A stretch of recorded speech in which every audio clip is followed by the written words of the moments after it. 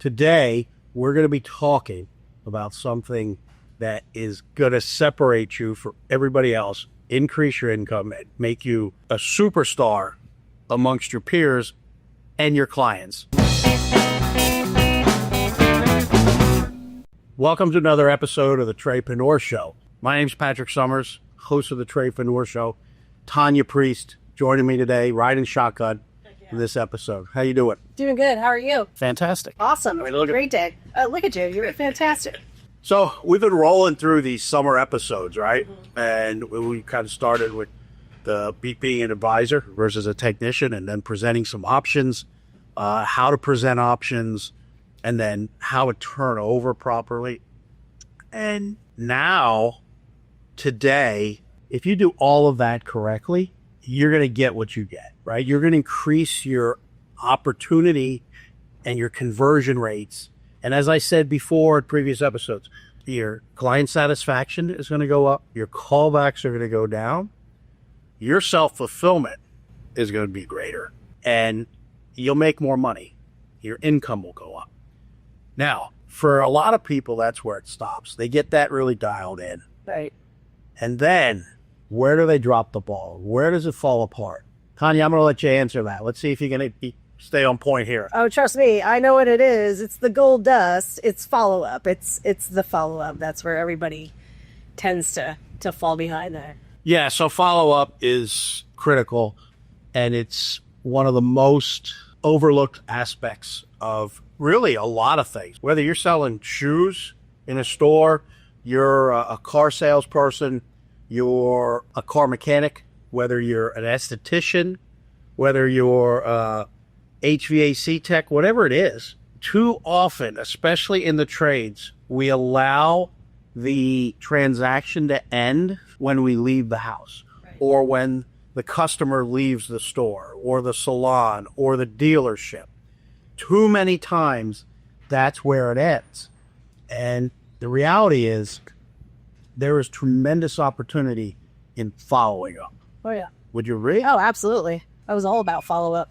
You were actually really good with the follow-up side of it. You could close in the home, but you were actually much better at the long game, the follow-up, meaning a lot of your income came from sales where at the kitchen table it was a no.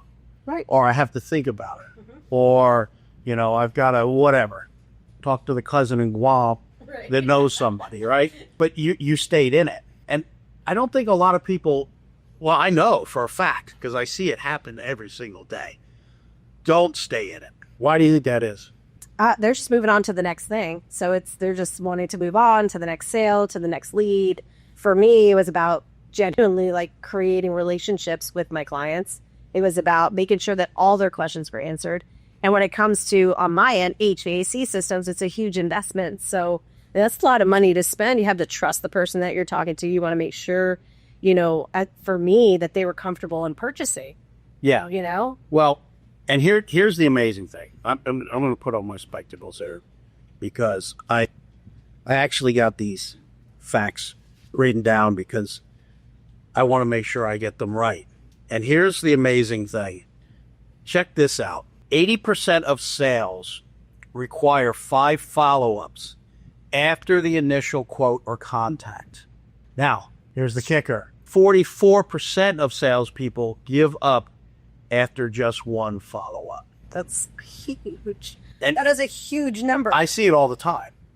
80% of sales require 5 follow-ups after the initial quote or contact, but 44% of salespeople give up after just 1. Now imagine if you are that professional that's going out into the home, or again, you might be at a dealership, you might be at a retail outlet, whatever it is, after that contact, if they're going other places or they're having other people give them estimates, 44% of the competition cancels themselves out after just 1 follow-up.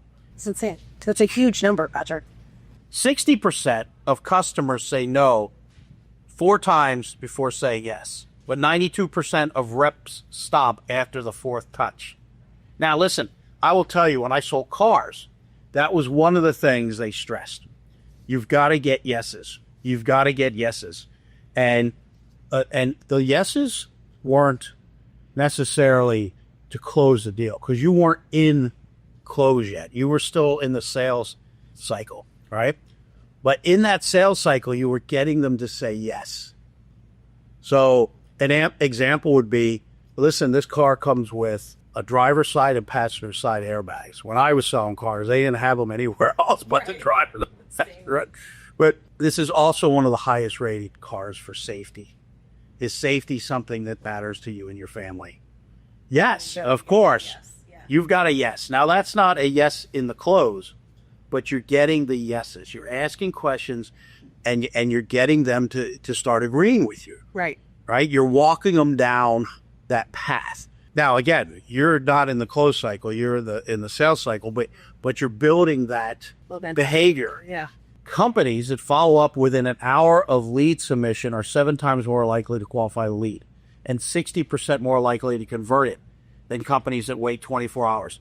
That's where the term, speed to lead. Yes. You hear me, I run around here, speed to lead all the time. Speed to lead, speed to lead, speed to lead. Because especially if it comes through the internet, like through your website or some means like that, they're more than likely the customer is sending that out to multiple people. Right. And if you're using one of these lead services like Angie's, is it Angie's List now still? Or Angie's something? They changed it. Now it's just Angie's. She got rid of her list. So what they're doing is they're sending it out to a bunch of people. Right. But even the ones that are just coming to your website, especially if they have an immediate need, they're going to everybody and they're going to respond to who responds to them first. And there is such a it drives me crazy how slow people can be to respond to those, the urgency that they do not have in responding. And I'll get it. I was, we called them, there was no answer. What I want to hear is, I've called them 65 times, I've emailed them 25, and I text them 43, and I haven't had a response. My response would be like, keep going. Right? But the other question is, well, how quickly did you respond to that? Because right here, it tells you that speed to lead matters, right? 50% of buyers go with the vendor that stays in contact consistently throughout the decision-making process. Hey, I left the home. They're going to think about it. Oh, they got to talk to their whoever, right? Oh, they can't make up their mind. They don't know if they're going to finance or write a check or use their credit card. I hear that from a sales professional. I'm like, you're not a professional. Because a professional knows that their job is to help them make that decision. Right. It's to help them walk. They just gave you a stall. Your job is to help them see the options, the pros and cons of walking through the decision. What's even worse is they don't know if they're going to go with this system or this system. What don't they know about? It's like what? You should walk them through, and if you follow Weldon Long at all, he's a big fan of no is acceptable. You can say no, and I believe that too. That's one in our options. If I were to say, listen, I'm going to give you several options, one of the things you can do is tell me no. Right. Right? Yeah. So only 2% of sales happen on the first contact.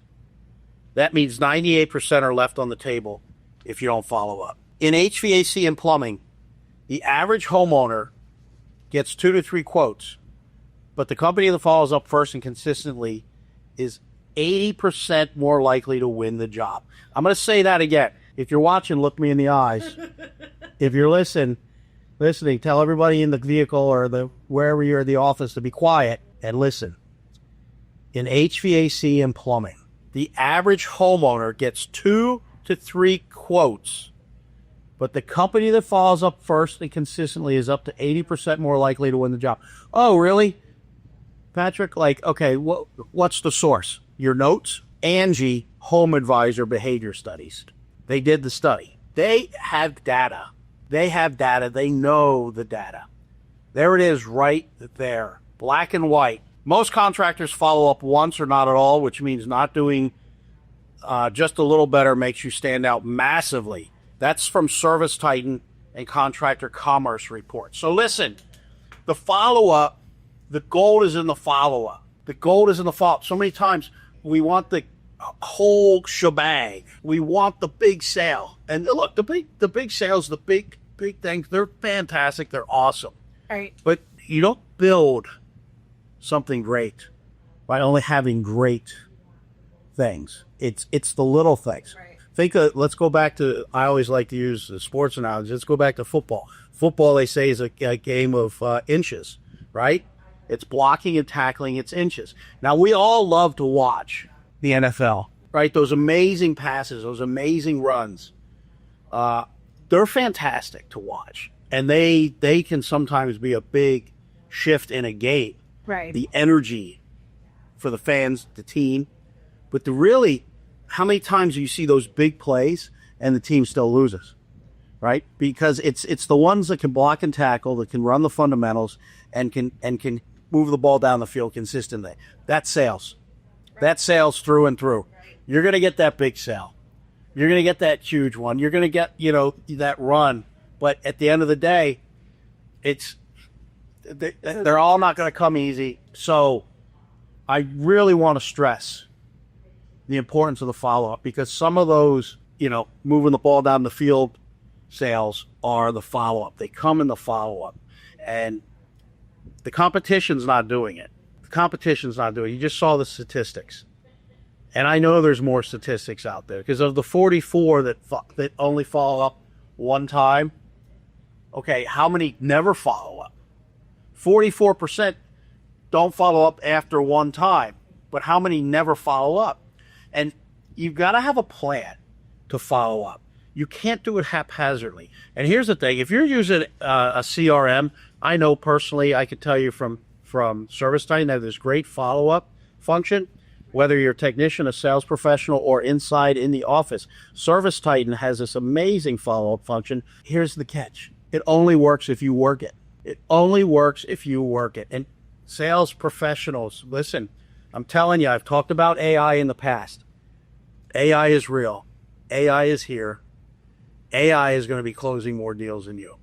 But they're not going to close the deals at the kitchen table. They're not going to close the deals that you're running. They'll let you have that. AI is like, you know what? Let them have that. Because I'm going to close the deals that they don't close and don't follow up on. And I'm going to automate it. And I'm going to get this going. And I'm going to be consistent and ruthless. And I'm going to close those deals. And the reality is, you could be closing those deals. I watch sales professionals. They'll go to a morning meeting. They'll go to a morning training. And then they'll go to a sales office and they'll sit and they'll talk. They'll talk. It's kind of like, I once told one of the sales guys, I said, listen, if I was in sales, if I was on the sales team that you're a member of, you would hate me.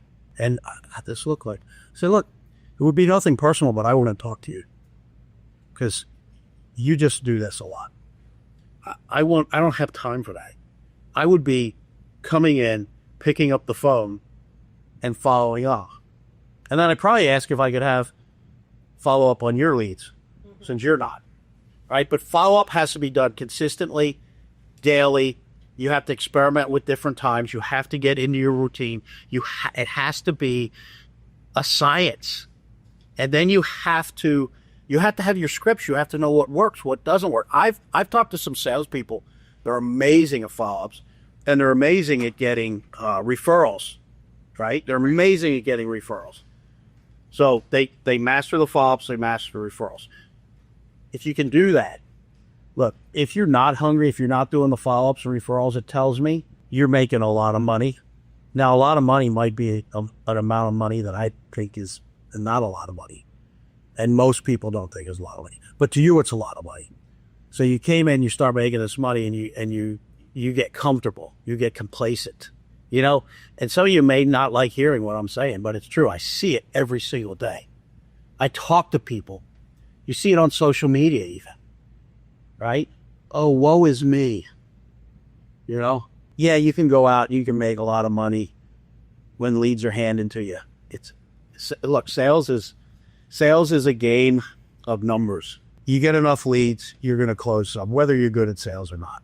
But if you study your craft and you master the follow-up and you master the close and you stop selling when you're in the close, and know when you have to go back to the sale or get out of the sale and go to the close. When you can get those things mastered, you think you're making money now, you'll go to a level you've never, ever experienced. But it's just like these statistics. The majority of people won't do it because they're comfortable. It's crazy. They're comfortable. They're like, I'm like, listen, if you could make, I don't know, you're making six figures. Let's say you're making $250,000 a year.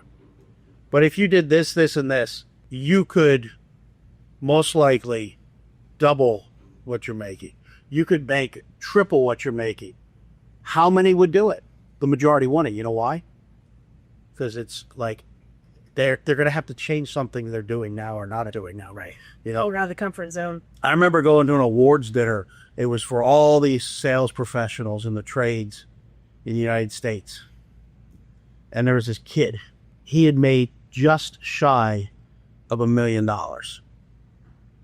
Just shy of $1 million selling HVAC. Now, that is way more than most people. Oh, yeah. Why? Like, what's he doing different? He's not just running the leads he's getting. And the leads he is running, he's going above and beyond. I looked at our board in our company, a lead that was ran. The first thing I always look at is how much time was spent on the job. Right.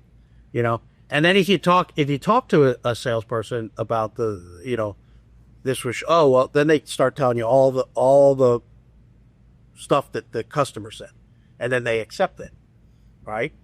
So sales is challenging. Sales is difficult. We're all in sales. For a lot of you guys out there that are in the trades that I know, you're phenomenal salespeople because you're married. I mean, please, that's the best sales job you ever did. So you can definitely sell. You can definitely build value in what you do.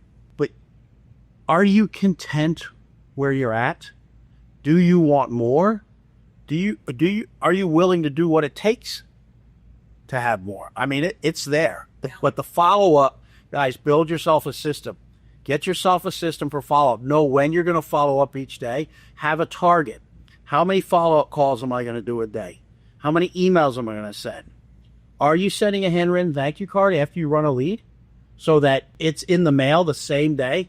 Well, you would do this. I would say, listen, Tanya, when you run a lead, why don't you come back and get me to shoot a video to text to the homeowner? Yeah, it was awesome. And you'll do it occasionally. You didn't do it as I'm willing to do this anytime you want, and I'll get as creative as you want.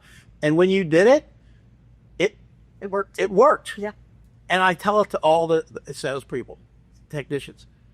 If you want me as the CEO of the company to say, hey, man, thank you for the opportunity to be in the home. I really appreciate, you allow us an opportunity to earn your business.